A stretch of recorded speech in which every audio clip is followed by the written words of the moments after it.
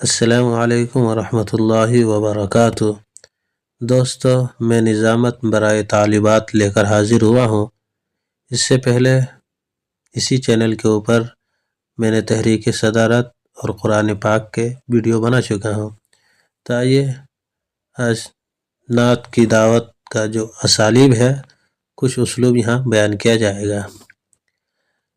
تمہیدی کلمات کا پہلا اسلوب، یہ ایک ناقابل انکار حقیقت ہے کہ اللہ تعالیٰ کی حمد و ثناء کے بعد اگر کوئی ذات اس لائق ہے کہ اس کی تمام مجالس میں تعریف کی جائے تو وہ کونین کے سردار آمنہ کے لعل محمد صلی اللہ علیہ وسلم کی ذات اقدس ہے، جن کو اللہ تعالیٰ نے ظاہری اور باطنی تمام تر خوبیوں سے نوازا ہے، جن کے صدقہ طفیل میں اس کائنات کو وجود میں لایا گیا ہے، جن سے محبت کو ایمان کی علامت اور ایمان کی بنیاد قرار دیا گیا ہے، جن کے لیے یہ بزم ہستی سجائی گئی ہے، جن کے سر اقدس پر ختم نبوت کا تاج رکھا گیا ہے، جنہیں سید الاولین و آخرین کے لقب سے نوازا گیا ہے، جنہیں شافی محشر کا اعزاز عطا کیا گیا ہے،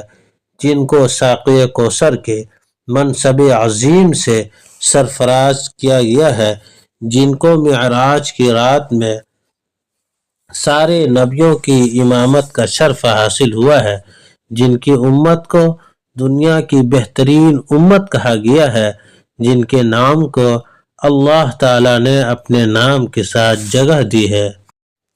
لہٰذا میں نبی اکرم صلی اللہ علیہ وسلم کی شان اقدس میں مدح سراہی کے لیے ایک ایسی طالبہ کو دعوت دیتی ہوں جس کا دل حضور اکرم صلی اللہ علیہ وسلم کی یاد میں دیوانہ ہے، جس کے لبوں پر نبی رحمت صلی اللہ علیہ وسلم کے نام کا ترانہ ہے، جو گنگناتی ہے تو ایسا لگتا ہے کہ آواز لب و دہن سے نہیں بلکہ دل کی اتھاہ گہرائیوں سے نکل رہی ہے۔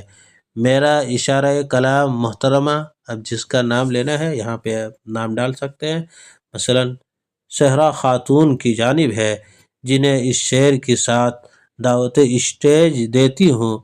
تیری آواز میں وہ کشش ہے، اہل محفل بھی پریشان ہے۔ تیری آواز میں وہ کشش ہے، اہل محفل بھی پریشان ہے۔ تیری شیریں کلامی کو سن کر مست کوئل بھی حیران ہے۔ انشاءاللہ اب دوسری ویڈیو کے لیے آپ اس چینل کو لائک، شیئر اور سبسکرائب ضرور کریں۔ شکریہ۔ السلام علیکم ورحمۃ اللہ وبرکاتہ۔